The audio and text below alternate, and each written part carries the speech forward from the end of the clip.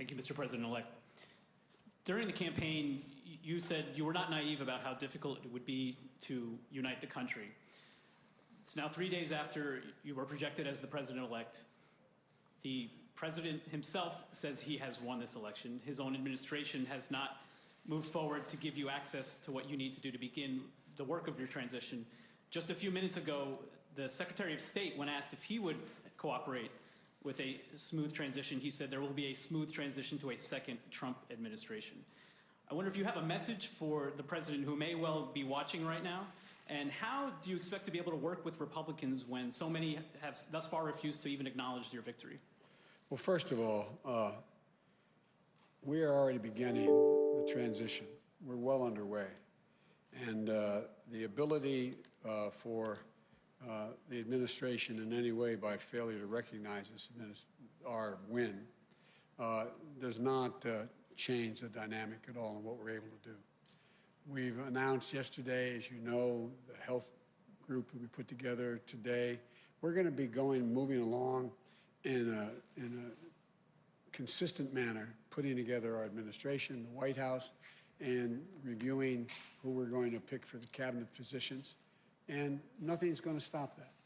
And so I'm confident that the fact that they're not willing to acknowledge we won at this point is not of much consequence in our planning and what we're able to do between now and January 20th. You have a response to Secretary Pompeo, and I also wonder, you warned during the campaign that as the walls closed in on the president, he would behave more erratically. Yesterday, he fired his defense secretary on Twitter. Are you worried that he's disabling the government? And what are you saying to the world leaders who are calling you at this point about the situation here? Well, first of all, I'm letting them know that America's back. We're going to be back in the game. It's not American alone. Number one, I've had the opportunity to speak with now 6 world leaders.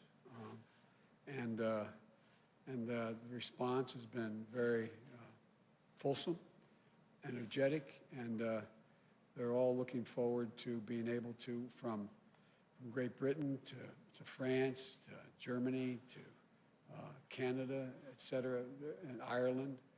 So I feel good about the ability to. I said when we announced that the next president is going to inherit a divided country and a world in disarray. The reception and we've gotten around the world from our allies and our friends has been real. I have a number of other calls to return, and so I feel confident that we're going to be able to put America back in the place of respect that it had before. Sir, what do you say to the Americans that are anxious over the fact that President Trump has yet to concede and what that might mean for the country? Well, I just think it's an embarrassment, quite frankly. The only thing that, how can I say this tactfully? I think it will not help the president's legacy. I think that I know from my discussions with foreign leaders thus far that they are hopeful that the United States democratic institutions are viewed once again as being strong and enduring. But I think at the end of the day, it's all going to come to fruition on January 20th. And between now and then, my hope and expectation is that the American people do know and do understand that there has been a transition. Even among Republicans who are people who voted for the president. I understand the sense of loss. I get that. But I think the majority of the people who voted for the president, a lot voted for him, a significantly smaller number, but a lot voted for him. I think they understand that we have to come together. I think they're ready to unite, and I believe we can pull the country out of this bitter politics that we've seen for the last 5, 6, 7 years. And just to follow up on a previous question, how do you expect to work with Republicans if they won't even acknowledge you as president-elect? They will.